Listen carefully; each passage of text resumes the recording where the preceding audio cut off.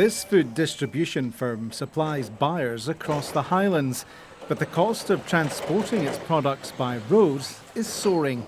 Last year we saw about a 10% increase to our fuel costs. This year some of the increases amount to about 50%. We're budgeting for about 42% increase year on year. For a business like ours, that's probably going to be about £120,000 worth of additional costs. Like so many firms, rising fuel, food and energy costs, coupled with rampant inflation, means they're feeling the pinch. It's never been more difficult to plan inside a business, so this makes this time quite unique and mildly terrifying, to be truthful. Nikki Walker has run a florist shop in Aberdeen for more than 2 decades.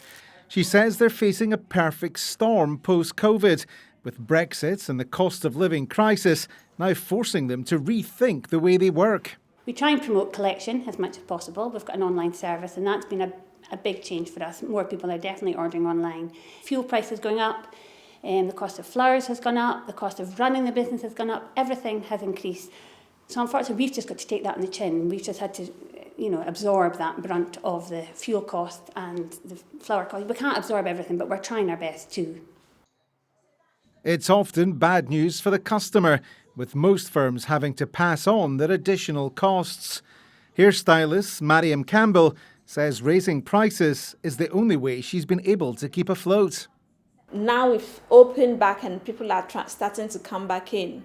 We're using that money to now pay off all the bills. So in the end, there's no point coming into work because you are working, but your profit is all going into your bills.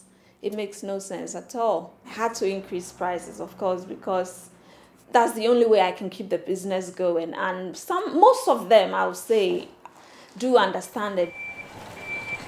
During COVID, businesses were forced to operate in survival mode. As they attempt to navigate their way out, there's a real fear the cost of living crisis could now pose an equal or even greater threat to their livelihoods.